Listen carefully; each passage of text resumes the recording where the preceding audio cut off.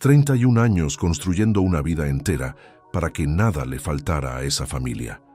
Y el día que mi esposa decidió destruirme, eligió hacerlo delante de un juez, de abogados y de desconocidos, en voz alta y con el brazo extendido apuntándome como si fuera el acusado. Lo que ella no calculó es que yo llevaba casi 10 meses esperando ese momento, con una carpeta negra sobre la mesa que iba a cambiar el resultado de todo. Antes de continuar, suscríbete y activa la campanita, porque cada día publicamos nuevas historias. Deja tu like y cuéntanos en los comentarios desde qué ciudad y país nos ves. Mi nombre es Rodrigo Vidal Serrano. Tengo 58 años, soy arquitecto y he pasado la mayor parte de mi vida adulta calculando estructuras que soporten el peso del tiempo. Cimientos, vigas, tensiones, materiales que no ceden cuando el suelo se mueve. Durante décadas creí que también sabía construir matrimonios. Me equivoqué. Era el martes 7 de enero de 2024. Hacía frío en Valladolid, ese frío seco que se cuela entre la ropa y te deja la cara entumecida antes de llegar a la puerta. Llegué al juzgado de primera instancia número 4, con el maletín en la mano derecha y una carpeta negra bajo el brazo izquierdo. El traje gris que llevaba era el mismo de siempre, el que Inma nunca mencionaba. Aquella mañana no me importó. La sala de vistas no era grande. 4 filas de asientos de madera oscura, 2 mesas enfrentadas separadas por un pasillo estrecho y una tarima elevada, desde la que el juez revisaba documentos con la concentración de quien ha escuchado demasiadas historias similares a la mía. Olía a papel viejo y a calefacción forzada, ese olor invariable de los edificios públicos que no cambia con las ciudades ni con los años. Me senté en el lado derecho. Gonzalo Medina Ortega, mi abogado, ya estaba en su silla ordenando carpetas con la precisión metódica de alguien que sabe exactamente lo que va a ocurrir y en qué momento.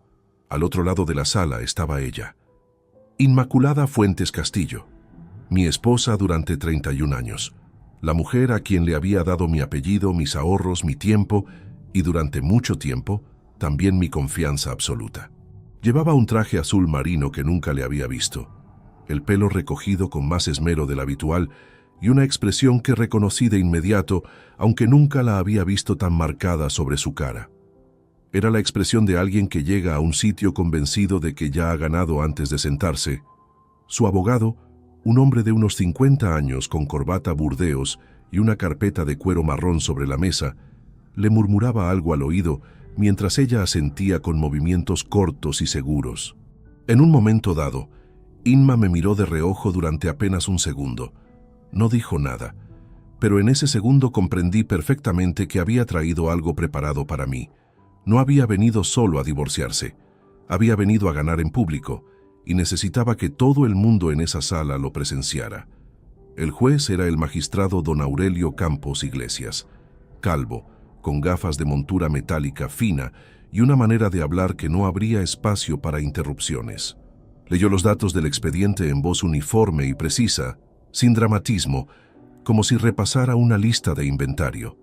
Mencionó el número de procedimiento, las partes, la naturaleza del proceso. La sala respondió con el silencio funcional de quien espera que empiece lo que ha venido a ver. Gonzalo apoyó una mano sobre mi antebrazo sin mirarme. Era su señal, quieto. No hizo falta que me lo recordara. Yo llevaba casi 10 meses aprendiendo a estar quieto. Fue entonces cuando Inma se levantó. No esperó a que el juez le concediera la palabra. No esperó a que su propio abogado terminara de acomodarse. Se puso de pie con una energía que no tenía nada que ver con el protocolo de ese lugar, y antes de que nadie pudiera reaccionar, extendió el brazo y me apuntó directamente. Su voz llenó la sala con una claridad que solo se consigue cuando se ha ensayado muchas veces en casa. Quiero que todo el mundo sepa que este hombre es un cobarde y un mentiroso. El funcionario que tecleaba en el ordenador levantó los ojos. Los dos abogados se miraron entre sí por un instante. El ujier junto a la puerta giró la cabeza despacio, y en ese momento sentí el peso de todas esas miradas cayendo sobre mí al mismo tiempo, no como vergüenza, sino como algo parecido al reconocimiento. Después de casi 10 meses de silencio obligado, de noches en el escritorio con la luz baja, de carpetas que se iban llenando página a página, habíamos llegado exactamente aquí. Yo lo sabía desde hacía meses. Ella creía que lo sabía todo y no sabía nada. Me mantuve inmóvil, las manos sobre la mesa, la espalda recta, los ojos al frente. El magistrado Campos Iglesias dejó el bolígrafo sobre la mesa. Se quitó las gafas, las limpió con el borde de la toga con una calma que contrastaba brutalmente con lo que acababa de ocurrir, y volvió a ponérselas despacio.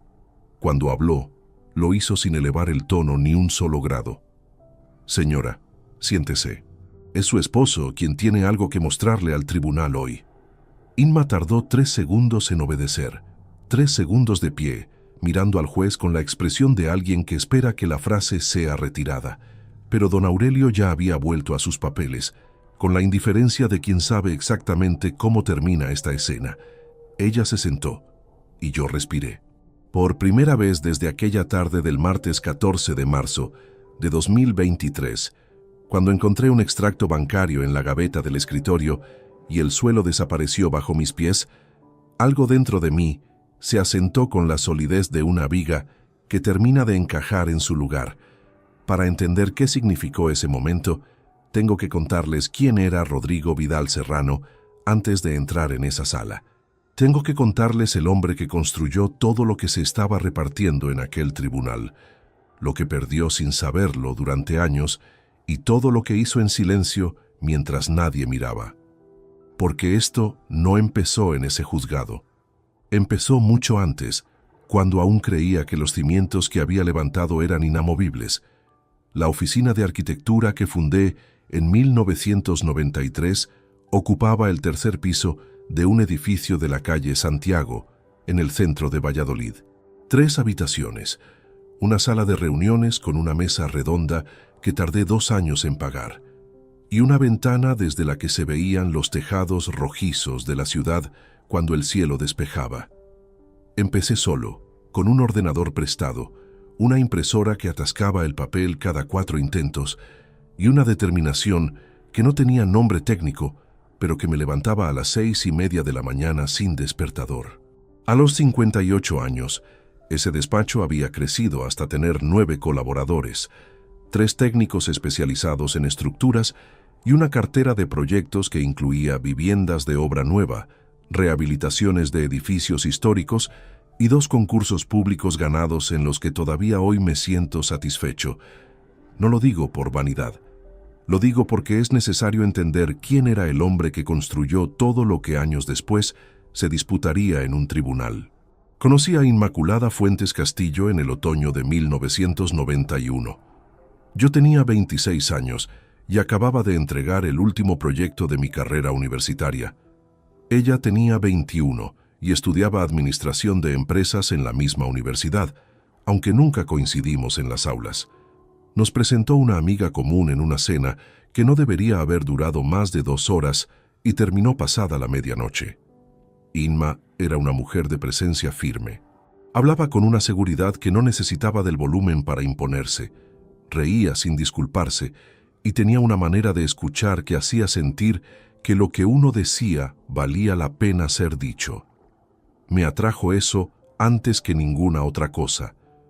Nos casamos en septiembre de 1992, en una ceremonia sencilla con menos de 70 personas en la iglesia de San Miguel. Llevábamos entonces 1 año y 8 meses de relación. El primer piso que compramos juntos estaba en el barrio de Las Delicias. 84 metros cuadrados, 4ª planta, sin ascensor. Yo mismo hice los planos de la reforma. Adrián nació en junio de 1996, cuando yo tenía 31 años y el estudio acababa de cerrar su primer contrato de envergadura. Recuerdo que la noche previa al parto no dormí, no por la emoción del momento, sino porque tenía sobre la mesa un pliego de condiciones técnicas que debía entregar a primera hora del día siguiente. Estuve en el hospital, estuve con Inma, sostuve a mi hijo recién nacido, y a las 5 de la madrugada siguiente estaba frente al ordenador completando el documento. Ese detalle es el más preciso que puedo ofrecer sobre quién era yo en aquellos años. Mi padre había sido albañil durante toda su vida laboral. un hombre callado que expresaba el afecto a través de las manos, construyendo, reparando, resolviendo. Me enseñó, sin decirlo nunca en voz alta, que el trabajo honesto es la forma más directa de demostrar que algo importa. Durante décadas apliqué esa lección sin cuestionarla, sin preguntarme si Inma o Adrián la interpretaban de la misma manera que yo. Proveer era mi lenguaje.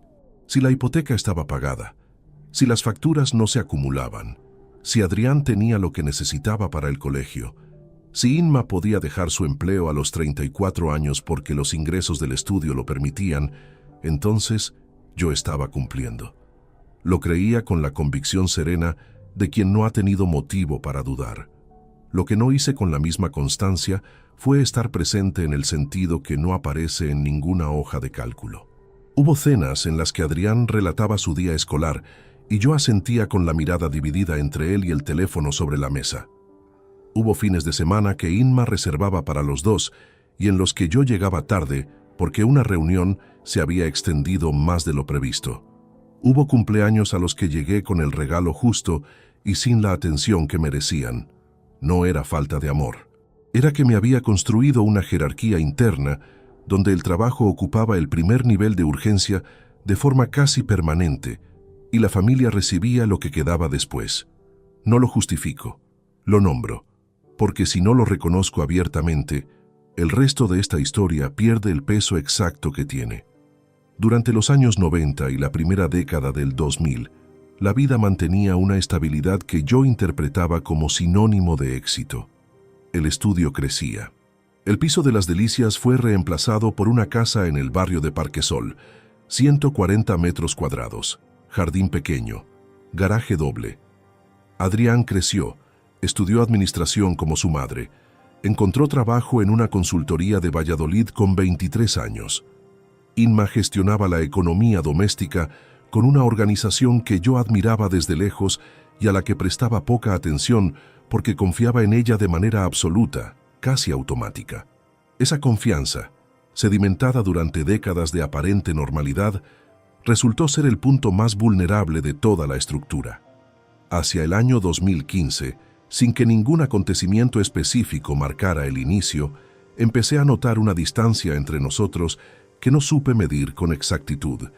Cenas con demasiado silencio, respuestas más cortas de lo habitual, una frialdad que atribuía al desgaste normal de un matrimonio largo, a esa rutina que se instala cuando los hijos crecen y la casa queda más grande de lo necesario.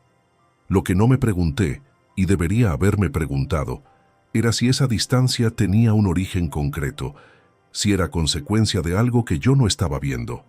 En el otoño de 2019, Inma empezó a mencionar una nueva actividad. Un taller de fotografía al que acudía los jueves por la tarde, organizado por el ayuntamiento municipal. Lo recibí con agrado. Salir de casa, tener un espacio propio, ampliar el círculo social. Era algo que yo mismo le había sugerido en alguna conversación sin mayor profundidad. Ella se mostró animada durante las primeras semanas. El nombre de un compañero de taller surgió una tarde de manera completamente casual, mencionado al pasar como quien nombra a cualquier conocido. Esteban, un amigo del taller. En ese momento no significó nada para mí. Meses después comprendí que ese nombre lo cambiaba todo. El taller de fotografía duró 3 meses. En enero de 2020, Inma anunció en la cena que lo había dejado porque el grupo no terminaba de encajar. No le pregunté más. La vida doméstica continuó con su cadencia habitual y yo regresé a los planos que ocupaban mi mesa sin ninguna señal de alarma cruzando por la cabeza. Lo que no supe entonces era que el taller había terminado, pero el contacto con Esteban no. Hay señales que el cerebro registra sin procesarlas de inmediato, las almacena en algún lugar sin nombre y las deja ahí, apilándose en silencio hasta que llega el momento en que ya no caben más y la pila entera se derrumba de golpe. Revisando los años que siguieron desde la distancia que da a conocer el final de la historia, puedo identificar esas señales con una precisión que entonces no tenía. La primera fue el teléfono. Inma siempre había sido discreta con el suyo. No era de las que lo consultaban durante las comidas, ni de las que respondían mensajes mientras se hablaba. pero a partir del invierno de 2020, el aparato pasó a estar permanentemente en su mano, o cuando no estaba en su mano, boca abajo sobre cualquier superficie cercana. Era un gesto pequeño, casi imperceptible, del tipo que no despierta alarmas porque por sí solo no significa nada. Lo noté 2 o 3 veces. No le di importancia. La segunda señal fue la agenda. Durante años, Inma había coordinado la vida social de la familia con una organización que yo admiraba desde lejos. Cenas, compromisos familiares, fechas señaladas. A partir de 2021, comenzaron a aparecer planes propios que no entraban en ese registro compartido.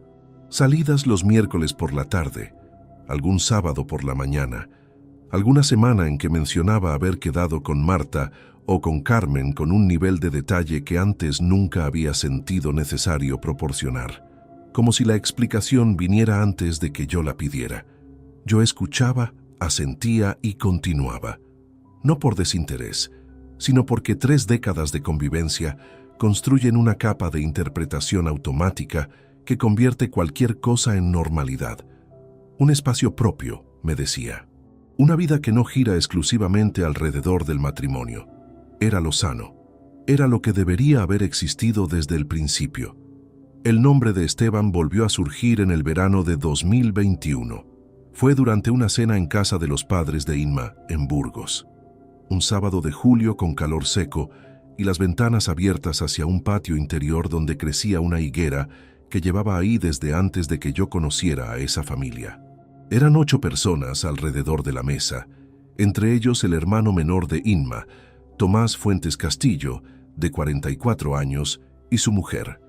La madre de Inma, Rosario Castillo Méndez, había pasado la mañana cocinando y la tarde esperando que alguien lo reconociera. En algún momento, cuando ya se había retirado el segundo plato y alguien había abierto una botella de vino tinto, Inma comentó que había estado en Burgos hacía unos días para ver una exposición fotográfica. Tomás preguntó si había ido sola. No, con Esteban, un conocido de cuando hice el taller.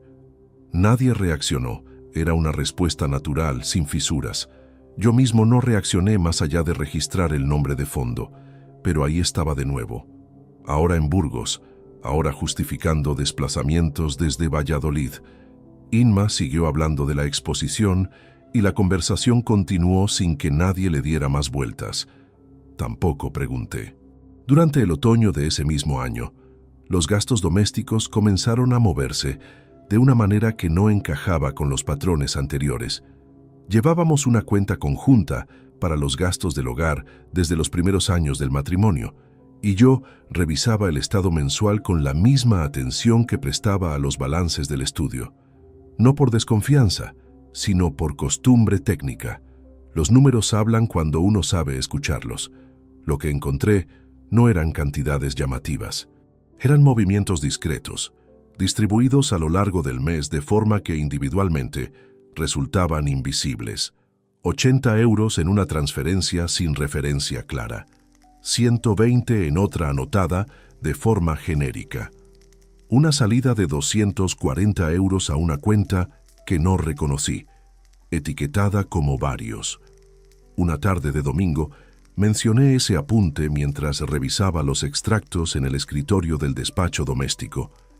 Inma respondió desde la cocina sin interrumpir lo que estaba haciendo. Es de un curso que estoy mirando. Todavía no he decidido si lo hago. No insistí, lo dejé pasar. Ahora sé que ese fue uno de los momentos en que debería haber seguido preguntando, no por control, sino porque las preguntas que uno no hace a tiempo son las que más tarde resultan más costosas. El año 2022 fue cuando el silencio en casa adquirió una textura diferente. No era el silencio cómodo de quienes llevan décadas conviviendo y no necesitan llenarlo con palabras. Era otro tipo, más denso, con bordes definidos, el tipo de silencio que tiene un origen concreto y que alguien sostiene deliberadamente para que no se note demasiado. Inma llegaba a casa algunas tardes con una energía distinta, no eufórica ni nerviosa, simplemente más ligera, como si hubiera dejado algo fuera antes de entrar. Se duchaba antes de cenar con más frecuencia de lo habitual. En primavera se cambió el corte de pelo por primera vez en años. Comenzó a usar un perfume que yo no reconocía entre los que guardaba en el cajón del baño. Cada una de esas cosas tenía su explicación razonable. Juntas, formaban un patrón que yo todavía me resistía a leer correctamente. El martes 14 de marzo de 2023, busqué una póliza de seguro de hogar cuya renovación vencía ese mes. La guardábamos en el cajón inferior del escritorio doméstico, dentro de una carpeta azul, junto al resto de documentos del seguro. Me senté, abrí el cajón y saqué la carpeta. Debajo de ella había un sobre sin cerrar. Dentro, doblado en 3 partes, había un extracto bancario de una cuenta a nombre de Inmaculada Fuentes Castillo, con dirección de correspondencia en nuestra casa. Una cuenta que yo nunca había visto. Los movimientos reflejaban transferencias regulares a lo largo de varios meses, y entre los beneficiarios de las salidas se repetía, una y otra vez, un mismo conjunto de iniciales. EMB. 180.000 euros en transferencias acumuladas. Cerré el sobre. Lo coloqué exactamente donde estaba. Cogí la póliza de seguro, la llevé a la mesa del salón y me quedé inmóvil durante un tiempo que no supe calcular. Afuera, los tejados de Parquesol brillaban bajo una tarde de marzo que no tenía ningún derecho a ser tan luminosa. Permanecí en el salón durante un tiempo que no supe medir con exactitud. El extracto seguía en el cajón inferior del escritorio, doblado en 3 partes, exactamente donde lo había dejado. Yo estaba sentado en el sofá con la póliza de seguro sobre las rodillas, sin haberla abierto, mirando un punto fijo en la pared frente a mí que no tenía nada de relevante. Una mancha pequeña en la pintura blanca, que en otro momento del día no habría significado nada, y que en ese instante concentraba toda mi atención porque mi cerebro buscaba cualquier cosa que no fueran los números que acababa de ver. Afuera, el cielo de marzo seguía con esa claridad incómoda de las tardes en que el sol cae bajo y alarga las sombras en ángulos que no corresponden a ninguna hora particular. Por la ventana entreabierta, llegaba el sonido de un coche arrancando en la calle, el golpe metálico de un contenedor al cerrarse y un poco más lejos, la voz de un niño llamando a alguien sin urgencia. La tarde seguía siendo martes. El mundo exterior no tenía ninguna razón para haberse detenido. Me levanté. No fui hacia el cajón. Fui al baño. Cerré la puerta con el pestillo, giré el grifo del agua fría sin ninguna intención clara y me quedé frente al espejo. El hombre que me devolvía la imagen era el de siempre. Las sienes grises, los surcos marcados alrededor de los ojos, la mandíbula que lleva décadas apretándose de manera involuntaria cuando algo no cuadra. Ese hombre ya había procesado los números durante el trayecto del escritorio al sofá. 180.000 euros en transferencias distribuidas a lo largo de varios meses. Una cuenta a nombre de Inmaculada Fuentes Castillo, con dirección de correspondencia en nuestra propia casa, que yo nunca había visto en 31 años de matrimonio. Apagué el grifo. Apoyé las 2 palmas planas sobre la losa del lavabo y sostuve el peso de lo que pensaba hasta que noté que los brazos temblaban levemente. Las iniciales eran 3 letras, EMV, Esteban, un conocido del taller, un nombre mencionado con la indiferencia natural de quien habla de algo sin importancia. Burgos. La exposición fotográfica. Un desplazamiento desde Valladolid que en su momento no generó ninguna pregunta, porque la explicación llegó antes de que yo la formulara. Luego volví al extracto en mi memoria y vi las fechas. La primera transferencia databa del 8 de enero de 2019. El taller de fotografía, según me había dicho Inma, había empezado en el otoño de ese mismo año, antes del taller. El primer movimiento era anterior al taller. Eso significaba que no había empezado con el pretexto. El pretexto había llegado después, construido cuidadosamente como cobertura de algo que ya existía antes de que yo tuviera ningún nombre al que asignarle una cara. Me senté en el suelo del baño con la espalda apoyada contra los azulejos. El frío se filtraba a través del tejido del pantalón. La habitación olía al perfume cítrico de Inma, el mismo frasco que llevaba años sobre la repisa del lavabo y que en ese momento registré de una manera completamente distinta a como lo había hecho siempre. No lloré. Lo menciono porque podría dar la impresión de que la serenidad llegó de forma inmediata, como si yo fuera una persona dotada de una frialdad natural que no tengo. Lo que ocurrió fue diferente. El cerebro, cuando recibe una cantidad de información que supera su capacidad de respuesta inmediata, suspende los procesos menos urgentes. No hubo rabia articulada. No hubo llanto. Hubo una parálisis que duró, calculo, unos 20 minutos. Estuve sentado en ese suelo con las rodillas dobladas y los brazos cruzados sobre el pecho, sin moverme, mientras algo que no tenía nombre exacto se reorganizaba en algún lugar dentro de mí que no supe identificar. Cuando me levanté, lo hice con lentitud. Me lavé la cara, me sequé con la toalla de siempre y salí al pasillo. Volví al escritorio. Saqué el extracto del cajón con cuidado de no alterar su posición y lo estudié durante varios minutos con la atención sistemática que aplico cuando reviso documentación técnica antes de dar el visto bueno a un proyecto. Las fechas de cada transferencia, los importes exactos, los intervalos entre movimientos. 17 operaciones en total. Importes que oscilaban entre 7.000 y 18.000 euros.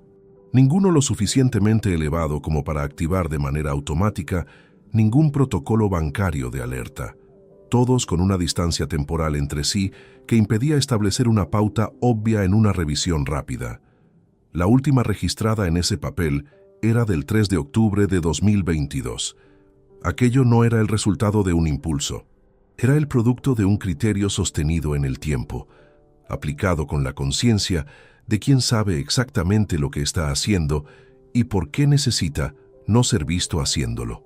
Doblé el extracto exactamente como estaba. Lo coloqué debajo de la carpeta azul en su posición original y cerré el cajón con suavidad. Fui a la cocina.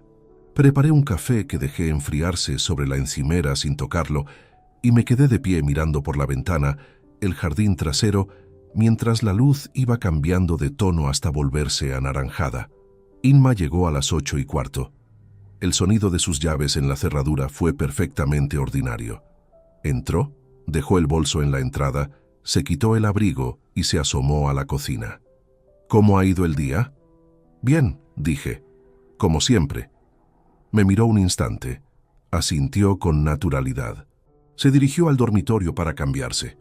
Cenamos las lentejas que había dejado a fuego lento antes de salir esa mañana. La casa llevaba horas impregnada de laurel y pimentón. Hablamos de cosas sin peso, una obra en el centro que cortaba el tráfico, el precio de la fruta en el mercado, que Adrián había llamado durante la tarde y vendría el fin de semana siguiente. Respondí con la atención suficiente para no generar ningún espacio de sospecha, y en ningún momento mi expresión varió más de lo que debía.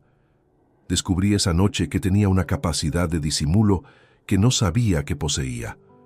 Cuando Inma se fue a dormir, encendí el flexo del escritorio y abrí el ordenador. Busqué con los datos disponibles: el nombre Esteban, el contexto de un taller fotográfico en Valladolid, la conexión con Burgos. Tardé menos de 40 minutos en encontrar lo que necesitaba. Un perfil institucional en la página web de una universidad de Burgos. Esteban Molina Vega, 41 años, doctor en comunicación audiovisual, con línea de investigación en fotografía documental contemporánea. La imagen que acompañaba el perfil mostraba a un hombre de complexión media, barba oscura bien recortada y una expresión medida del tipo que se usa en los retratos académicos. Las 3 iniciales encajaban sin margen de duda. EMB. Cerré el ordenador. Apagué el flexo. En la oscuridad de ese escritorio, con el ruido sordo de la calefacción como único sonido en la casa, tomé la decisión que marcaría los meses siguientes. No reaccionaría esa noche ni al día siguiente. Primero necesitaba entender la magnitud exacta de lo ocurrido, documentarlo con la misma precisión con que se documentan los elementos estructurales de un proyecto y actuar después con el método que se usa cuando las consecuencias de un error son completamente irreversibles. Tenía 58 años. Llevaba 31 construyendo algo que otra persona había vaciado con paciencia, con criterio y usando como herramienta principal la confianza que yo había depositado en ella sin reservas ni condiciones. No le iba a dar la ventaja de la precipitación. El fin de semana siguiente al descubrimiento del extracto, Adrián vino a comer a casa tal como había avisado. Llegó el sábado a las 2:45, con la puntualidad que me había heredado sin saberlo. Besó a su madre en la mejilla, me dio un abrazo rápido de espaldas y se sentó en su silla de siempre, frente a la ventana del comedor. Tenía 27 años. La misma mandíbula cuadrada que yo y los ojos de Inma, esa mirada verde oscura que sabe mantener la calma en la superficie, mientras por debajo ocurre otra cosa. Comimos sin incidentes. Inma había preparado un asado que olía a hierbas secas y vino tinto desde el mediodía, y la conversación giró alrededor de los temas habituales. El trabajo de Adrián en la consultoría, un viaje que estaba valorando para el verano, la obra del centro de Valladolid que seguía cortando el tráfico en el peor tramo posible. Hablé lo necesario, con la misma tonalidad de siempre, sin añadir ni restar nada que pudiera leerse como señal de alerta. Llevaba 4 días cargando con lo que sabía, y nadie en esa mesa lo habría notado. Lo que vino no fue ese sábado. Ocurrió 3 semanas después en una cena que organizó la hermana de Inma, Dolores Fuentes Navarro, de 48 años, en su piso del barrio de Rondilla. Eran 12 personas alrededor de la mesa, los padres de Inma, sus 2 hermanos con sus parejas respectivas, Adrián, un primo de segundo grado llamado Marcelo, y nosotros 2. El tipo de reunión familiar donde el vino circula con más fluidez que la prudencia, y donde las conversaciones eventualmente se adentran en los lugares que nadie debería pisar. Estábamos en los postres cuando Dolores mencionó, sin ninguna intención aparente de provocar nada, que el edificio donde vivía iba a reformar la fachada y que le habían dado 3 presupuestos muy distintos entre sí. Me preguntó si conocía algún criterio útil para evaluar cuál era fiable. Respondí con naturalidad. Le di 2 nombres de contactos del sector y le expliqué brevemente qué puntos conviene revisar antes de aceptar cualquier propuesta de obra. Una respuesta funcional, sin más extensión de la necesaria. Fue entonces cuando Adrián, desde el extremo opuesto de la mesa, soltó una carcajada breve que no tenía nada de espontánea. Claro, en eso sí que es experto, en dar consejos sobre lo que hacen los demás. Hubo un silencio de 3 segundos que los presentes fingieron no haber escuchado. El padre de Inma examinó el fondo de su copa. Dolores se levantó hacia la cocina con un pretexto que no engañó a nadie. No respondí. Bebí un sorbo de agua y continué. Adrián no lo dejó ahí. Siempre igual, el gran arquitecto que sabe cómo debe hacerse todo, pero en casa no supo arreglar nada en 30 años. Esta vez no hubo silencio. Hubo el sonido de una silla moviéndose, alguien carraspeando, el tintineo de una cuchara contra el borde de un vaso. El primo Marcelo descubrió de repente que el jardín exterior tenía propiedades fascinantes. Inma, a mi lado, no dijo absolutamente nada. Ese silencio de Inma era distinto al de los demás. Los demás callaban por incomodidad. Ella callaba porque sabía lo que estaba ocurriendo y había decidido no intervenir. No lo interpreté así en ese preciso instante, pero lo registré con la fidelidad exacta, con que se registran las cosas que el entendimiento consciente todavía no puede sostener. Me limpié los labios con la servilleta de tela, la dejé doblada sobre la mesa y miré a Adrián durante un segundo. No con rabia, no con tristeza, con la atención neutra de quien observa un dato y lo incorpora a una columna de análisis que lleva semanas abierta.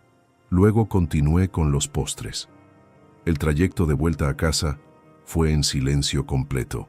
Inma miraba por la ventanilla del copiloto con una expresión que no intenté descifrar. Las calles de Valladolid a las 11 de la noche tenían esa quietud húmeda de los sábados de abril que anuncian la primavera sin terminar de traerla. Aparqué en el garaje, bajé del vehículo y entré a casa por la puerta interior sin pronunciar palabra. Me senté en el escritorio. Durante una hora larga estuve revisando los datos que había reunido desde el martes 14 de marzo.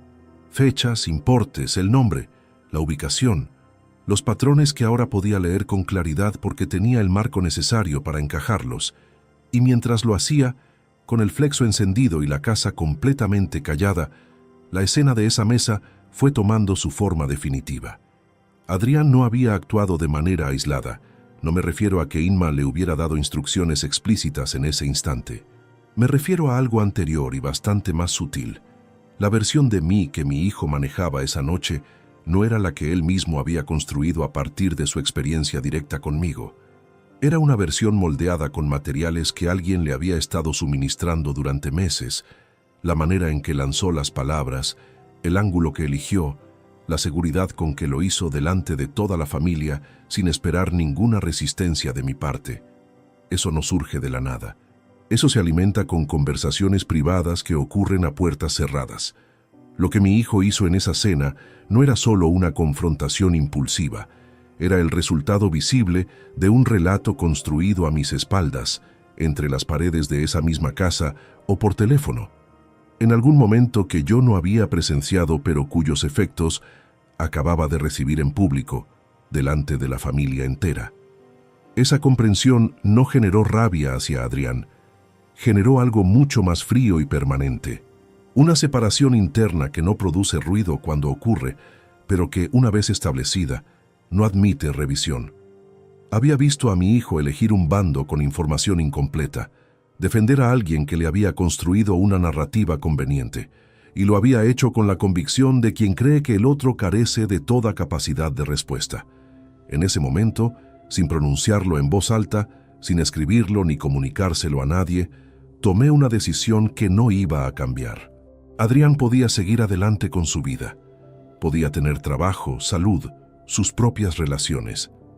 Pero el padre que lo había sostenido durante 27 años, el que resolvía antes de que se pidiera, el que estaba disponible sin condiciones, ese había dejado de existir en el instante en que mi hijo abrió la boca en esa mesa sin conocer nada y sin querer conocerlo.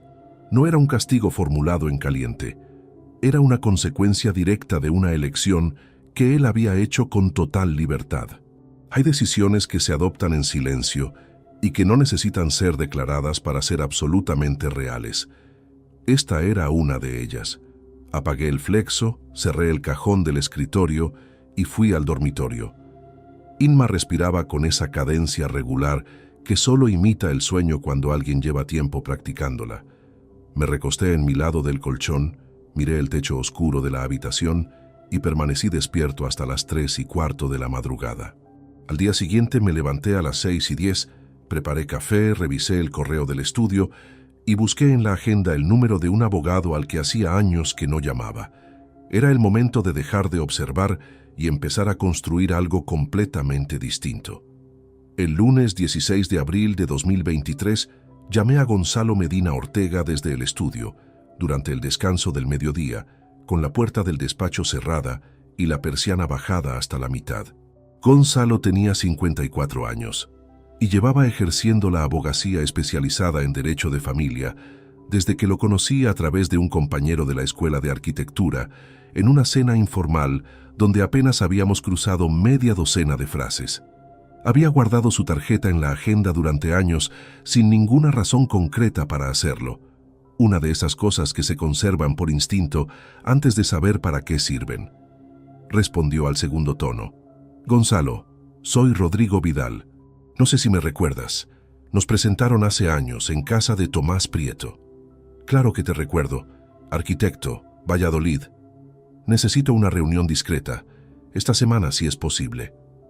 No preguntó por qué era discreta. Los abogados de familia reconocen ese tipo de solicitud antes de que el cliente termine la frase. Nos vimos el miércoles 18 de abril en su despacho de la calle Duque de la Victoria, 4ª planta, sin ascensor que funcionara ese día. La sala de reuniones olía a café reciente y al cuero envejecido de una biblioteca que ocupaba toda la pared del fondo. Gonzalo escuchó durante 40 minutos sin interrumpirme más que para aclarar fechas y cifras. Tomó notas con un bolígrafo de tinta azul en un cuaderno de hojas cuadriculadas, con la letra apretada y ordenada de quien ha aprendido a condensar información sin perder ningún detalle. Cuando terminé, Dejó el bolígrafo sobre la mesa y se recostó ligeramente hacia atrás. Lo primero que necesitamos es saber con exactitud cuánto se ha movido y hacia dónde. Un extracto parcial es el punto de partida, no el mapa completo. ¿Cuánto tiempo llevará tener ese mapa? Depende de lo que encuentre el investigador. Hablo de semanas, no de meses. Me recomendó a Valentín Arroyo Blanco, 47 años, ex inspector de la Policía Nacional, con 12 años de servicio antes de establecerse por cuenta propia, especializado en investigación patrimonial y documental. Gonzalo lo utilizaba habitualmente en casos donde el rastro financiero era el eje central del proceso. Le llamé esa misma tarde desde el mismo despacho, con Gonzalo presente. Valentín tenía una voz seca y directa que no empleaba palabras innecesarias. Necesito que el entorno más cercano no sepa que me ha contratado. Eso incluye cualquier persona que comparta domicilio con usted. Entendido. Mientras trabajo, usted sigue con su rutina exactamente igual que hasta ahora, sin cambios que llamen la atención, sin conversaciones fuera de lo habitual. De acuerdo. Una cosa más. Va a haber momentos en que le cueste mantener esa normalidad. Es inevitable. Pero cualquier movimiento en falso ahora puede costarle semanas de trabajo. Asentí aunque estaba al teléfono y él no podía verme. Lo que Valentín describió como momentos en que le cueste resultó ser una definición considerablemente modesta de lo que vendría. La semana siguiente a esa reunión fue la más larga que recuerdo haber atravesado sin ningún acontecimiento externo que lo justificara. La dificultad no venía de los hechos, sino de la acumulación silenciosa de instantes cotidianos en los que mantener la compostura exigía un esfuerzo sostenido que no tenía ningún canal visible por donde aliviarse. El martes por la noche, Inma se sentó a mi lado en el sofá y apoyó la cabeza en mi hombro mientras veíamos un programa de televisión que ninguno de los dos seguía con atención real. Era un gesto que había repetido centenares de veces a lo largo de 3 décadas. Mantuve el brazo quieto, la respiración regular y los ojos en la pantalla. Por dentro, algo que no era exactamente rabia sino su pariente más frío, ocupaba una zona del pecho que no encontraba nombre en ningún registro que hubiera conocido antes. No la aparté, no dije nada.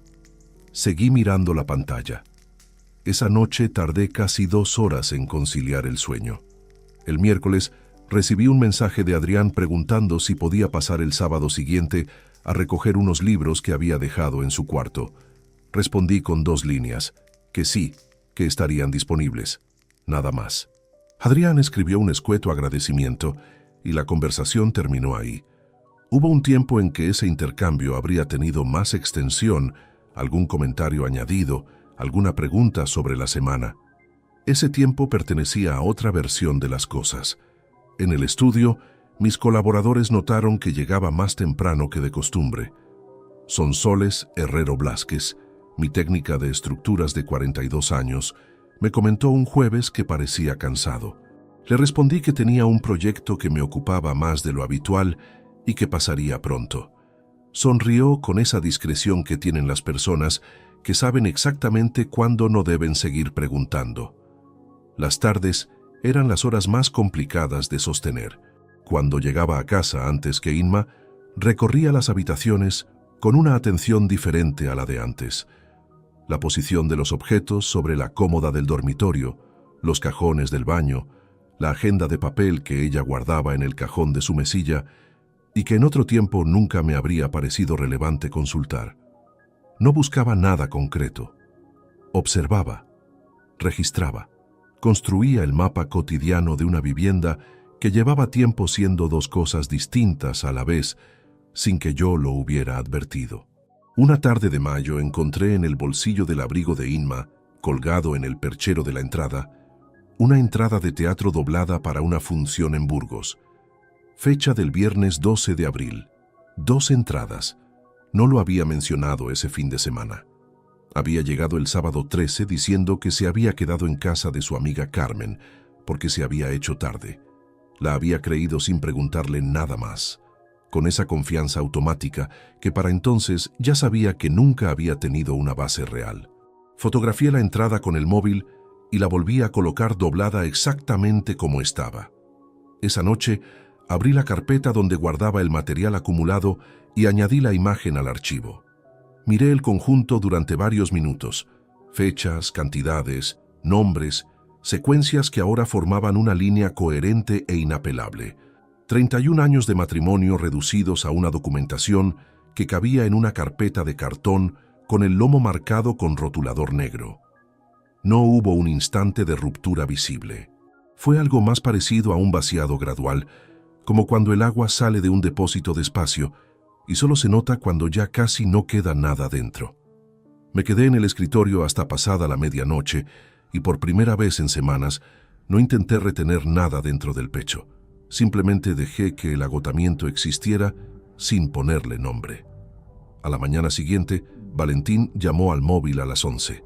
Hay bastante más de lo que aparecía en ese extracto. Necesitamos hablar esta tarde. La reunión con Valentín fue el jueves 3 de mayo de 2023, a las 6 de la tarde, en la misma sala del despacho de Gonzalo. Llegué puntual. Valentín ya estaba sentado con una carpeta gruesa de color gris sobre la mesa y un vaso de agua sin tocar a su derecha. Era un hombre de constitución sólida, el cabello entrecano cortado muy corto y unos ojos habituados a leer ambientes antes de leer documentos. Llevaba una camisa azul sin corbata y el tipo de calma profesional que no se adquiere en ningún manual, sino después de años de trabajo donde las noticias que se entregan rara vez son buenas. Gonzalo cerró la puerta con llave. Valentín abrió la carpeta sin preámbulos. El extracto que usted encontró reflejaba 17 operaciones por un total de 180.000 euros. Eso era únicamente una fracción del movimiento real. La cuenta que aparecía en ese documento no es la única. Colocó sobre la mesa 3 hojas impresas con columnas de cifras ordenadas por fecha, entidad e importe. Existen 2 cuentas adicionales a nombre de Inmaculada Fuentes Castillo. La primera en una entidad diferente, abierta en febrero de 2020. La segunda en una caja regional, abierta en septiembre de 2021. Ambas con transferencias periódicas al mismo beneficiario y a una sociedad limitada constituida en Burgos en enero de 2020. Gonzalo tomó una de las hojas y la examinó sin comentario inmediato. ¿A nombre de quién figura la sociedad?, pregunté. Esteban Molina Vega como administrador único. La actividad declarada es consultoría de comunicación audiovisual. El nombre ya no producía ninguna reacción visible en mí. Era una pieza de un esquema que estaba contemplando completo por primera vez, y la claridad que genera ver el conjunto funciona de manera opuesta al impacto inicial. No sacude, congela. ¿El total acumulado? Valentín señaló la última línea de la tercera hoja. 430.000 euros, distribuidos a lo largo de 4 años y 2 meses, entre enero de 2019 y el pasado mes de marzo. 430.000 euros. Permanecí mirando esa cifra durante varios segundos, sin pronunciar nada. Representaba contratos ganados después de concursos extenuantes, revisiones de madrugada, sobre planos que los clientes nunca verían terminados de hacer, la hipoteca de Parquesol cancelada antes del plazo previsto, porque yo había preferido liquidar la deuda a destinar ese dinero a cualquier otra cosa. Era el resultado de décadas de trabajo acumulado, moviéndose en transferencias discretas y distribuidas hacia una cuenta en Burgos con el nombre de alguien que había sido mencionado en esta casa con la misma indiferencia con que se nombra a cualquier conocido sin importancia. ¿Hay registro documental de la relación personal?, preguntó Gonzalo. Fotográficos, sí, encuentros recurrentes los viernes y algunos sábados desde el otoño de 2019, principalmente en Burgos, en 2 ocasiones en Bilbao. Valentín extrajo un sobre cerrado de la carpeta y lo depositó sobre la mesa sin abrirlo. El contenido está disponible si el proceso lo requiere. Mi recomendación es que usted no lo revise directamente. El letrado lo gestionará como prueba documental cuando corresponda. Asentí sin discutirlo. Era el consejo correcto y lo reconocí como tal de inmediato. Hay información cuyo detalle no aporta nada útil al procedimiento legal y sí genera un daño que se añade innecesariamente al que ya existe. No necesitaba imágenes. Tenía cifras, fechas, nombres y una línea cronológica sin fisuras que comenzaba antes de cualquier pretexto mencionado en esta casa. Con eso era más que suficiente. Salí del despacho poco antes de las 8. Caminé por la calle Duque de la Victoria, con las manos en los bolsillos y sin ningún destino concreto al que dirigirme. La tarde tenía esa actividad tranquila de los jueves, comercios bajando cierres, un par de mesas en la terraza de un bar que todavía resistía al frío de mayo con estufas de gas encendidas. Caminé durante 20 minutos sin pensar en nada que pudiera nombrarse. Era la clase de vaciamiento que el cerebro reclama después de sostener demasiado durante demasiado tiempo. Luego fui al estudio. Pasé la hora siguiente, revisando avances de un proyecto de rehabilitación en el casco histórico, con entrega parcial en 2 semanas, trabajo técnico, con la densidad necesaria para ocupar la atención por completo. Sonsoles había dejado anotaciones sobre la mesa. Las revisé, corregí 3 puntos y dejé indicaciones para el día siguiente antes de cerrar la carpeta. A las 9:30 llegué a casa. Inma estaba en el salón con el portátil sobre las rodillas. Levantó la vista y sonrió con la naturalidad de quien no tiene ningún motivo visible para no hacerlo. «Llegas tarde. Una reunión que se extendió. ¿Has comido algo?» Tomé algo antes de salir. Cogí agua de la cocina y subí al dormitorio. Me detuve frente al espejo del armario durante un instante. La cara que me devolvía era perfectamente ordinaria. Nada en ella revelaba que acababa de escuchar el resumen documentado de 4 años de sustracción sistemática. Eso me resultó, en ese momento, considerablemente más perturbador que reconfortante. 3 semanas después de esa reunión, Adrián vino a cenar un domingo. Era el 28 de mayo. Inma había preparado lenguado al horno y abrió una botella de albariño que guardábamos sin ocasión fija. La cena transcurrió con cordialidad de superficie. Adrián habló de un posible ascenso en la consultoría, de un compañero con quien tenía fricciones y de una serie que había empezado a ver. Yo participé con la atención suficiente para sostener la apariencia sin añadir nada que no correspondiera. Fue durante los postres cuando lo noté. Adrián tomó el teléfono con el gesto automático de quien espera algo. Lo desbloqueó, leyó brevemente y lo volvió a dejar boca abajo con una velocidad que habría pasado inadvertida en cualquier otra circunstancia. Inma, en ese mismo instante, consultó el suyo desde el bolsillo de la chaqueta y lo guardó sin ningún comentario. El intervalo entre los 2 gestos no llegó a 10 segundos. Continué con el postre sin alterar ni la velocidad del tenedor ni la dirección de la mirada. Madre e hijo coordinando en tiempo real, sentados a la misma mesa, con la confianza de quien no espera ser observado porque ha dado por hecho que el otro carece de la atención necesaria para registrarlo. Esa suposición, sostenida durante meses por ambos, era el error más caro que los dos habían cometido juntos. Al día siguiente llamé a Gonzalo desde el estudio para informarle del detalle. No alteraba el procedimiento en curso, pero era un elemento que confirmaba la amplitud del patrón y reforzaba la línea que ya habíamos trazado. «Bien», dijo Gonzalo. «Entonces empezamos con la reorganización patrimonial esta semana. Cuanto antes estén los activos correctamente estructurados, mejor posicionados llegaremos al momento que los dos sabemos que va a llegar». Colgué. Abrí el cajón derecho del escritorio y saqué un bloc de notas en blanco. La fase de observación había terminado. La reunión del martes 6 de junio de 2023 con Gonzalo comenzó con un café que ninguno de los dos tocó durante la primera hora.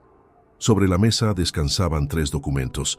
El primero, elaborado por Valentín, con el mapa financiero completo de los movimientos de Inma entre 2019 y marzo de 2023. El segundo, una valoración pericial del patrimonio conyugal encargada a un tasador homologado.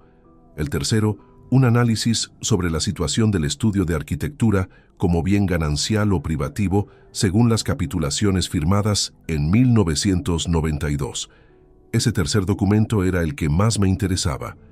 El estudio está registrado a tu nombre desde 1993, dijo Gonzalo sin apartar los ojos del papel. Sin capitulaciones que lo vinculen explícitamente al régimen de gananciales. Su clasificación en un divorcio no contencioso sería cuestionable. Pero en un proceso litigioso, un juez podría entender que su crecimiento durante el matrimonio lo convierte parcialmente en bien común. ¿Parcialmente? La parte fundacional, la anterior al matrimonio, es privativa sin discusión. El incremento generado durante estos 31 años es donde puede haber margen de disputa. Lo miré un instante. ¿Y si la empresa se reestructura antes de que se inicie cualquier procedimiento? Gonzalo dejó el bolígrafo sobre la mesa. Eso es exactamente lo que iba a proponerte. La reestructuración que planteó era un proceso completamente legal, documentado en cada etapa con informes jurídicos y fiscales firmados por profesionales habilitados. No era una maniobra de ocultación ni una operación para defraudar ningún derecho legítimo. Era la aplicación rigurosa de los instrumentos que el ordenamiento jurídico pone a disposición de cualquier titular de negocio que desee reorganizar su estructura antes de un proceso de separación. Me recomendó a Felisa Durán Campos, asesora fiscal de 51 años con despacho en la calle Panaderos, con quien colaboraba habitualmente en procedimientos de esta naturaleza. La llamé esa misma tarde. Nos reunimos el viernes 9 de junio. Felisa era una mujer de hablar pausado y directo, con una precisión técnica que no dejaba margen para la ambigüedad. Revisó la documentación del estudio durante 40 minutos sin pronunciar nada, tomando notas en un cuaderno de tapas negras con una letra tan pequeña y uniforme que parecía compuesta en una imprenta. La operación más sólida es la aportación del negocio a una sociedad de nueva constitución, con usted como socio único y administrador. La valoración debe estar respaldada por un informe pericial independiente para que no pueda cuestionarse en sede judicial. Todo con fecha, firma y registro notarial. ¿Cuánto tiempo lleva hacerlo correctamente? Entre 6 y 8 semanas, si los documentos están en orden. No conviene forzar los plazos.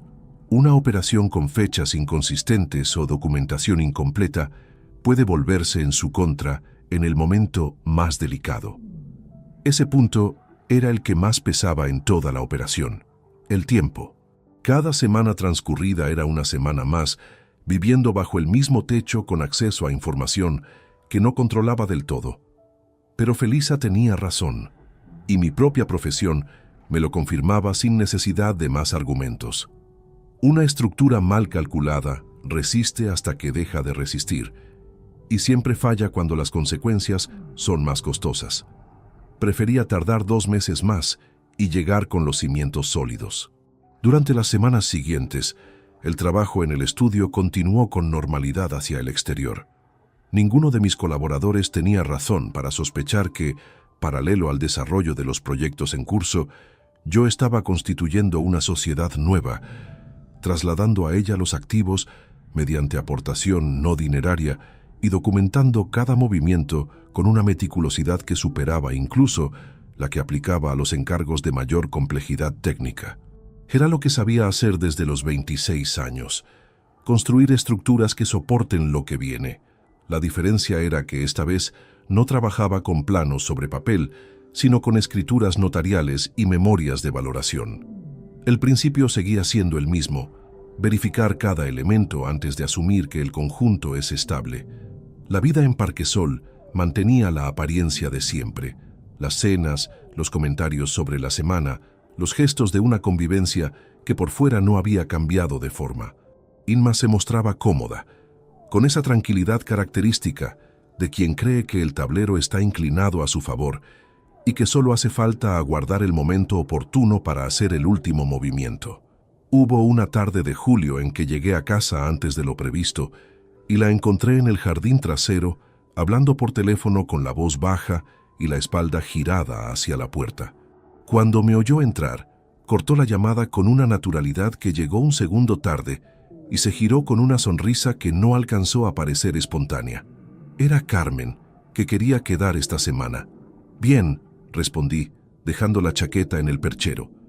Fui a la cocina, puse agua a calentar y me quedé junto a la ventana mirando el jardín desde dentro.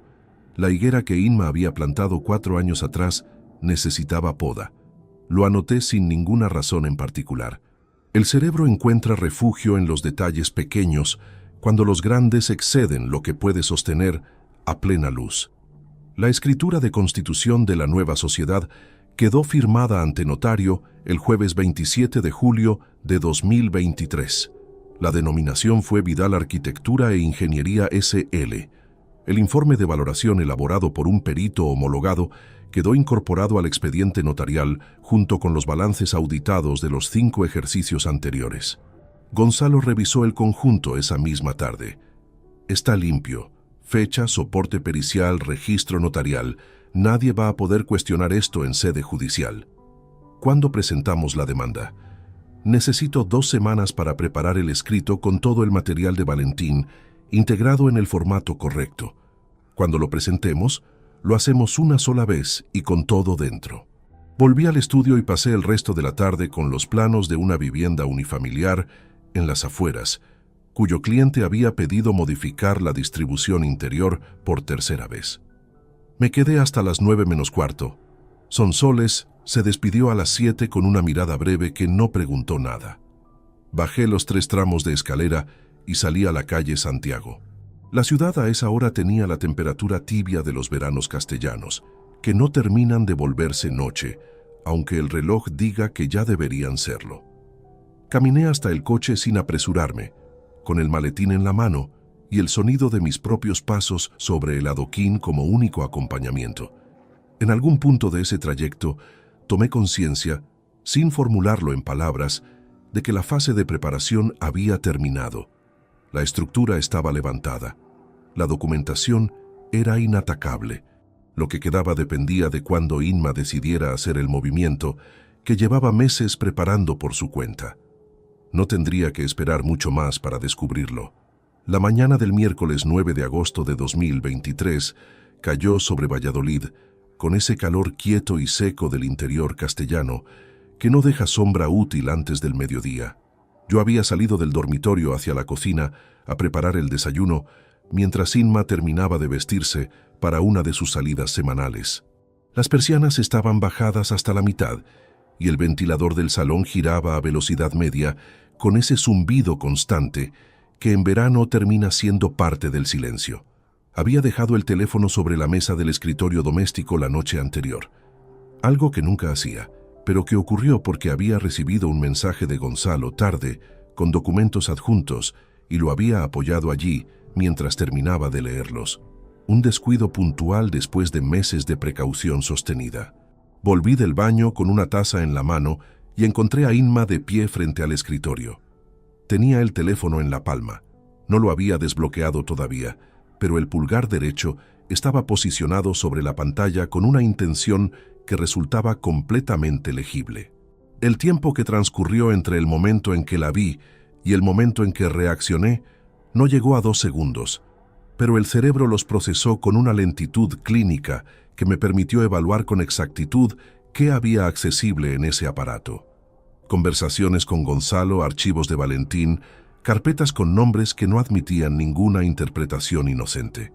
Entré sin alterar el paso, dejé la taza sobre la esquina más alejada del escritorio y extendí la mano con la naturalidad de quien recoge un objeto olvidado. Lo dejé ahí anoche.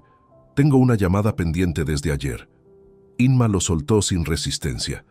Me miró un instante con una expresión que no era exactamente sospecha, sino algo más difuso, un interrogante que no terminó de articularse en pregunta.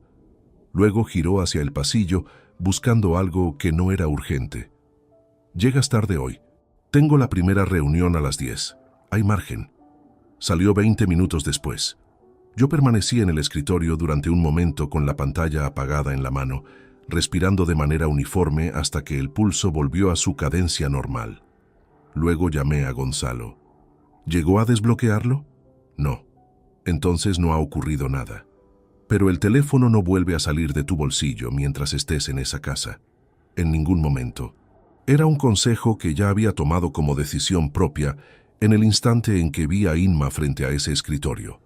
El margen de exposición que había sostenido durante meses de preparación no admitía ninguna nueva rendija, especialmente en la fase final de un proceso que dependía por completo del efecto sorpresa. Las semanas siguientes transcurrieron sin incidentes. El calor fue cediendo en septiembre con esa transición gradual del verano castellano que no anuncia el otoño, sino que lo instala despacio, día a día, hasta que un martes uno se da cuenta de que ya anochece antes de las 8. La casa mantenía su apariencia habitual, la cena a su hora, las conversaciones de superficie, los silencios que ya no incomodaban a ninguno de los dos porque los dos los sostenían por razones distintas. El martes 17 de octubre de 2023, Inma me esperó sentada en el salón cuando llegué del estudio. No era su postura habitual. Estaba en el sofá grande con las manos sobre las rodillas y la espalda recta, sin teléfono, sin ninguno de los objetos que generalmente la acompañaban a esa hora. Había algo en esa compostura demasiado preparada que avisaba antes de que abriera la boca. «Tenemos que hablar, Rodrigo». Me senté en el sillón frente a ella y dejé el maletín en el suelo sin abrirlo. «Quiero el divorcio».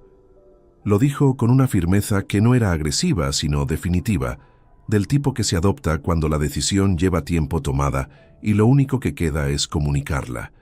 Sus ojos me estudiaban con una atención concentrada que buscaba la grieta, el temblor, la reacción que confirmara que la persona frente a ella iba a derrumbarse, que el poder seguía donde ella había calculado que estaba. No le ofrecí ninguna grieta. «De acuerdo». El silencio que siguió duró varios segundos. Inma lo recibió con una tensión leve alrededor de la mandíbula que no existía un momento antes. «¿Eso es todo lo que tienes que decir?» «Por ahora sí». Me levanté, recogí el maletín y fui a la cocina. Inma permaneció en el salón un rato que no me di. Más tarde, desde el dormitorio con la puerta entornada, la escuché hablar con alguien en voz baja. No intenté distinguir el contenido. Lo que tuviera que decirle a quien fuera esa noche formaba parte de un esquema cuyas piezas yo ya conocía mejor que ella. Llamé a Gonzalo a las 7 de la mañana siguiente. Ya lo comunicó. «¿Cómo reaccionaste?» «Con calma». Hubo una pausa breve al otro lado de la línea. «Perfecto. Su abogado presentará la demanda en los próximos días. Nosotros presentamos la contestación con todo el material integrado. El juzgado fijará la vista oral para diciembre o enero». La vista quedó señalada para el martes 7 de enero de 2024, a las 10 de la mañana, en el juzgado de primera instancia número 4 de Valladolid. El abogado de Inma era Aurelio Pedraza Solís, 52 años, con trayectoria conocida en divorcios contenciosos, donde el eje principal era el patrimonio. Un profesional competente, sin duda, pero un profesional que construía su estrategia sobre la información que su cliente le proporcionaba. Y esa información tenía un agujero del tamaño de 430.000 euros y 4 años de documentación pericial que nadie del lado contrario sabía que existía. Durante noviembre y diciembre, Inma se movió por la casa con la desenvoltura de quien aguarda un resultado que considera asegurado. Habló con su hermana Dolores, con su madre Rosario, con amigas cuyas opiniones sobre mí habían ido cambiando progresivamente a medida que el relato que ella construyó fue llegando a cada una por separado. Adrián llamó una tarde de noviembre con una frialdad que ya no me afectó de ninguna manera. Respondí con brevedad y cortesía, como quien gestiona una conversación de trámite. Gonzalo y yo nos reunimos por última vez antes de la vista el jueves 2 de enero de 2024. La carpeta negra estaba completa. Informe pericial de Valentín con las 3 cuentas documentadas, los 47 movimientos individuales con fecha e importe exacto, la ficha de Esteban Molina Vega y la sociedad constituida en Burgos, la escritura notarial de Vidal Arquitectura e Ingeniería S.L., con la valoración independiente adjunta, y 4 folios de análisis jurídico que Gonzalo había redactado con la precisión de quien sabe que cada palabra será leída en voz alta frente a un juez. «¿Estás preparado?», me preguntó mientras cerraba su propia carpeta. Lo pensé durante un segundo genuino, sin retórica. «Llevo 9 meses preparándome». Gonzalo asintió con la economía de gestos que lo caracterizaba y guardó los documentos en el maletín. Fuera, los primeros días de enero traían ese frío seco y sin viento que en Valladolid se instala entre los edificios como si perteneciera a la arquitectura de la ciudad.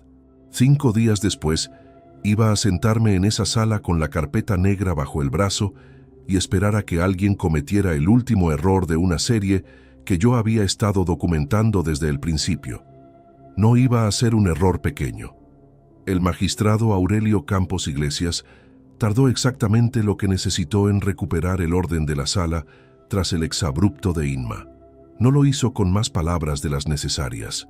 Se limitó a esperar con la carpeta abierta frente a él y la expresión de alguien que ha presenciado versiones de esa misma escena suficientes veces como para no encontrarla particularmente sorprendente. Cuando el silencio volvió a ser funcional, señaló hacia Gonzalo con un gesto breve de la mano. «Letrado Medina puede proceder». Gonzalo se puso de pie con la calma sostenida de quien no necesita medir sus movimientos porque los tiene calculados desde hace meses. Abrió la carpeta negra sobre la mesa y extrajo el primer bloque de documentos con un orden que reproducía exactamente el índice que habíamos revisado juntos el jueves anterior. «Señoría, con su venia, el demandado va a presentar en este acto un conjunto de pruebas documentales que afectan directamente a la valoración del régimen económico conyugal y a las circunstancias en que se ha desarrollado el matrimonio objeto de este procedimiento». El juez indicó que podía continuar. Las pruebas se estructuran en 3 bloques. El primero comprende el análisis patrimonial pericial de los movimientos financieros realizados durante el matrimonio, desde enero de 2019 hasta marzo de 2023. El segundo contiene la documentación de constitución de la sociedad mercantil Vidal Arquitectura e Ingeniería S.L., con informe de valoración independiente adjunto. El tercero incluye el informe de investigación elaborado por el detective privado Valentín Arroyo Blanco, habilitado con número de registro en el Ministerio del Interior. Aurelio Pedraza Solís, el abogado de Inma, se incorporó ligeramente en su silla. «Señoría, solicitamos que se dé traslado previo de esa documentación antes de su incorporación al proceso. No hemos tenido acceso a...». La documentación fue remitida por burofax al domicilio procesal de la parte actora el pasado día 29 de diciembre, respondió Gonzalo sin alterar el tono, con acuse de recibo que adjuntamos como documento número 17. El magistrado recibió la copia, la examinó brevemente y denegó la objeción sin debate adicional. Pedraza volvió a su posición anterior con la mandíbula ligeramente tensa. Gonzalo comenzó con el primer bloque. El informe de Valentín fue depositado ante el juez en copia compulsada. 43 páginas con anexos. Gonzalo lo resumió con una precisión verbal que no sacrificaba ningún dato relevante. 3 cuentas bancarias a nombre de Inmaculada Fuentes Castillo, abiertas entre 2019 y 2021. Ninguna declarada como activo conyugal en la documentación aportada por la parte actora. 47 transferencias acumuladas. Importe total, 430.000 euros. Beneficiario recurrente, Esteban Molina Vega, y la sociedad limitada vinculada a su nombre con domicilio en Burgos. Gonzalo depositó ante el juez la tabla de movimientos ordenada por fecha, entidad e importe. La sala guardaba una quietud que no tenía nada que ver con la indiferencia. Era el silencio de quien escucha algo que reordena por completo el marco en que creía entender la situación. El funcionario que antes tecleaba con ritmo uniforme había detenido los dedos sobre el teclado. El ujier junto a la puerta miraba hacia la mesa de Gonzalo con la atención involuntaria de quien no puede evitar seguir una conversación que no le corresponde. Miré hacia Inma por primera vez desde que Gonzalo había empezado a hablar. El traje azul marino seguía siendo el mismo de antes, pero la mujer que lo llevaba era notablemente distinta a la que se había levantado de esa silla 20 minutos atrás, con el brazo extendido y la voz preparada para ocupar cada rincón de la sala. Tenía los ojos fijos en la mesa frente a ella, los labios apretados con una tensión que le marcaba una línea blanca en las comisuras. Las manos, que al inicio de la vista habían descansado sobre la superficie con una postura deliberadamente relajada, estaban ahora en el regazo, fuera del alcance de cualquier mirada. Pedraza intentó una segunda intervención cuando Gonzalo llegó al segundo bloque. Señoría, la constitución de esa sociedad en julio del año pasado podría responder a una operación orientada a perjudicar los derechos de la parte actora en la liquidación del patrimonio conyugal. La escritura notarial de constitución data del 27 de julio de 2023, respondió Gonzalo depositando la copia ante el magistrado. El informe pericial de valoración fue elaborado por doña Elena Saavedra Prieto, perito judicial homologada, número de colegiación que consta en el anexo. Cada movimiento cuenta con asesoramiento fiscal previo a su ejecución, fechado, firmado y registrado ante notario. No existe un solo elemento de este bloque que carezca de respaldo documental. El magistrado examinó la escritura con una lentitud metódica que no invitaba a ninguna prisa. Pasó páginas en silencio durante varios minutos. Luego la depositó sobre la mesa con el gesto de quien ha leído lo suficiente para formarse un criterio. Continúe, letrado. El tercer bloque fue el más contenido en palabras y el más contundente en peso.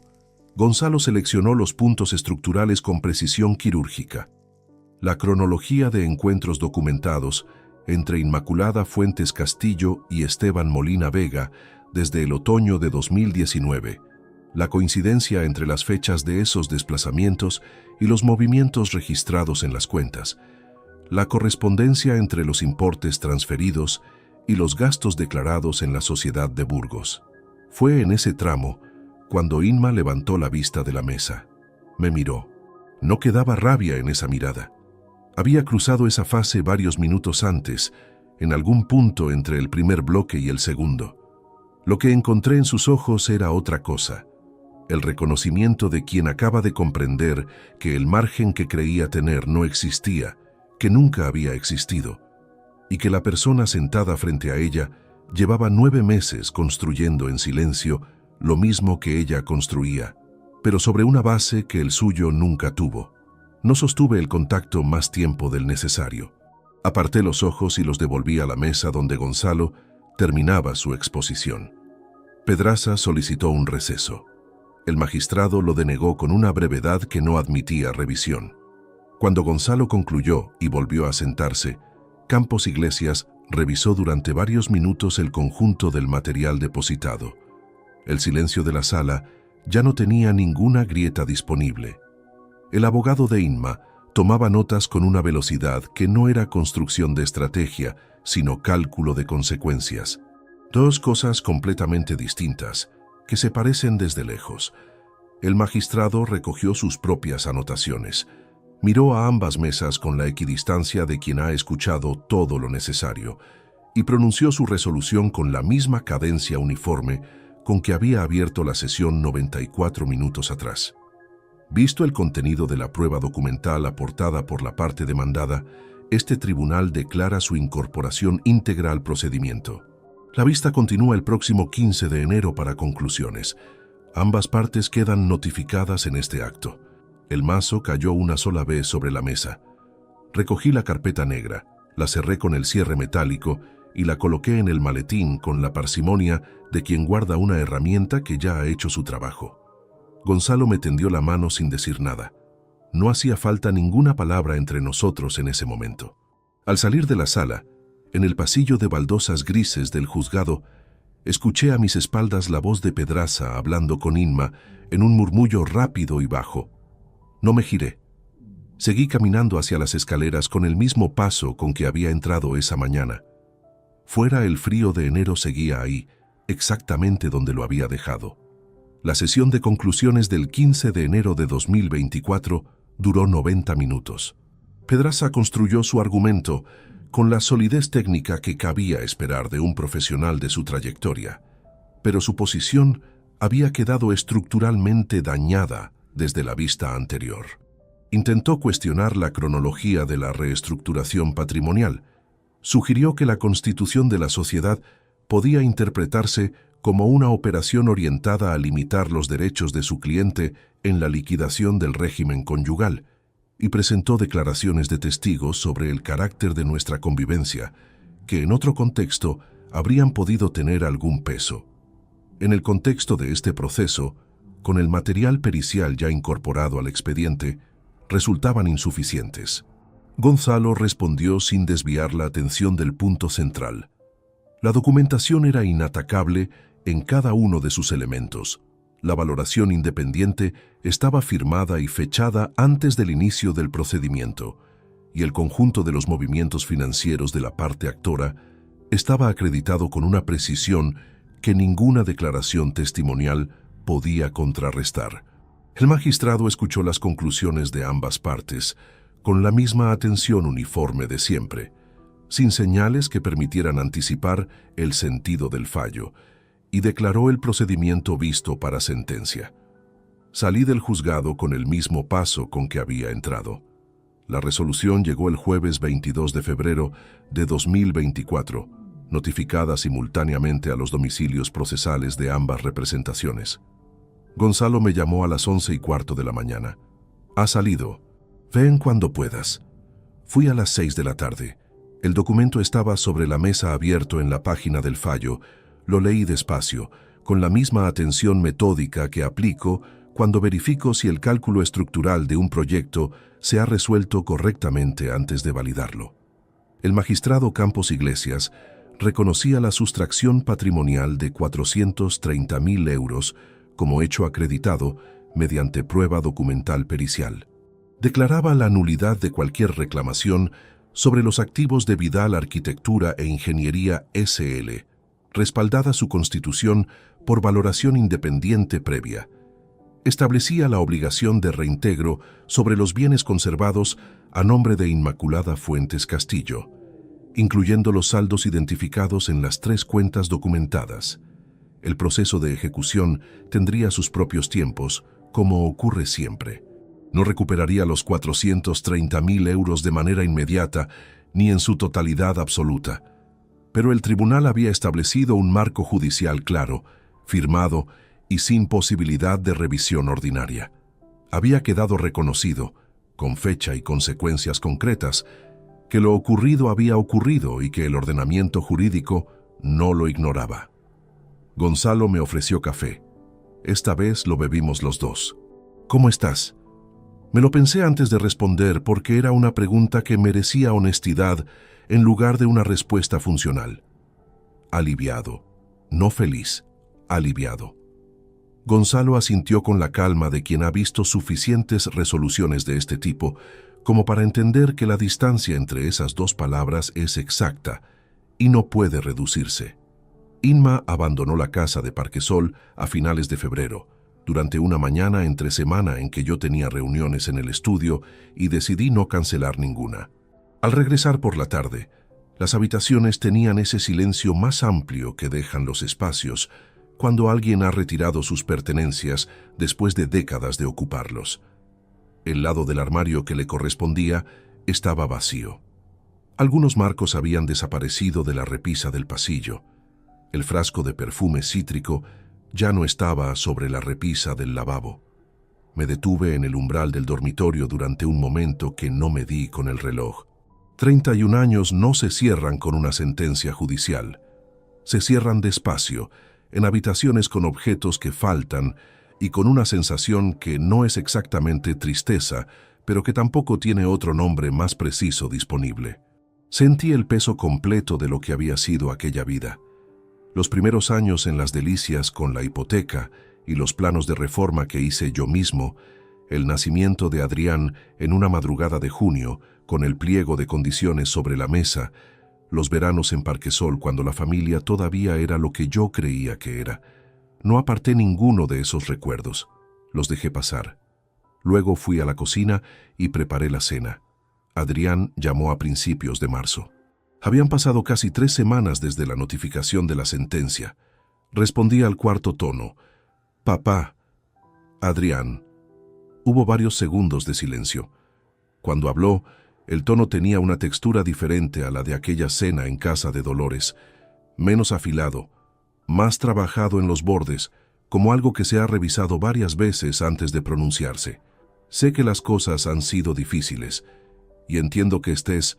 No estoy enfadado», dije. Era cierto. ¿Entonces qué? Que tomaste una decisión con información incompleta, delante de toda la familia, y no buscaste la mía antes de hacerlo. Eso es lo que hay. Si me hubieras contado lo que estaba pasando, quizás no era mi obligación explicarte lo que ocurría para que me trataras con el respeto mínimo que un hijo le debe a su padre. El silencio que siguió fue distinto a todos los anteriores de esa llamada. No era espera. Era el silencio de quien acaba de recibir algo que no puede devolver y lo sabe. ¿Vas a estar bien?, preguntó al cabo de un momento. Sí. ¿Y tú? Sí. Me alegra saberlo. La conversación terminó poco después sin resolución ni promesas. No hubo más llamadas en las semanas siguientes, no porque cerrara el acceso ni porque declarara nada en voz alta. Simplemente no llamé yo tampoco, y Adrián no insistió. Los vínculos entre padres e hijos no siempre se rompen con un portazo. A veces se apagan despacio, como una habitación que nadie enciende, hasta que uno deja de notar la oscuridad porque los ojos se han acostumbrado a ella. Lo que Adrián tendría a partir de entonces sería su propia vida, con sus propias decisiones y sus propias consecuencias. Nadie se las iba a impedir. Pero el padre que resolvía antes de que se pidiera, que estaba disponible como si la disposición fuera un recurso sin límite, que sostenía sin condiciones y sin factura, ese no iba a volver. No era venganza formulada ni principio declarado. Era la consecuencia directa de una elección que él había hecho con total libertad en una mesa rodeada de familia, sin conocer los hechos y sin querer conocerlos. Las consecuencias no caducan solo porque quien las generó se arrepienta. La primavera llegó con esa luz blanca y limpia de los días de marzo en Valladolid, que se alargan más rápido de lo que uno espera. Retomé proyectos que habían estado esperando durante los meses más intensos del proceso. La rehabilitación del casco histórico avanzaba con la solidez que Sonsoles le había dado mientras yo gestionaba otras cosas. El estudio funcionaba. El equipo era el de siempre. Una tarde de abril abrí la ventana del despacho hacia los tejados de la calle Santiago y me senté frente a la mesa con los planos de un encargo nuevo desplegados bajo la lámpara. Una vivienda particular en las afueras. Estructura sencilla, sin complejidades técnicas extraordinarias. Pero tenía un ángulo de orientación en la planta principal que me había captado desde la primera visita al solar. Una exposición al sureste que, con los voladizos correctos, generaría una calidad de luz interior en las mañanas de invierno que compensaría con creces cualquier solución artificial. Cogí el lápiz y comencé a trazar. La línea salió limpia sobre el papel. Continúa, recta, trazada con la presión justa. No pensé en Inma ni en la sala del juzgado, ni en los 9 meses de silencio sostenido. Pensé en el ángulo de la luz y en cómo la estructura debía recibirla. Había algo en eso que no supe nombrar del todo en ese momento. La comprobación, quizás, de que el trabajo honesto permanece cuando todo lo demás se ha desplazado. O simplemente la certeza de que la mano, después de tanto tiempo sosteniendo cosas que no le correspondían, seguía siendo la misma mano de siempre cuando se le devolvía lo que le era propio. Fuera, la tarde de abril sobre los tejados de Valladolid era exactamente lo que debía ser. Y el lápiz seguía trazando. Si esta historia te ha gustado, apóyanos con un like, suscríbete al canal y déjanos tus opiniones en los comentarios. Para escuchar la siguiente historia, haz clic en la caja que aparece a la izquierda. Gracias por acompañarnos.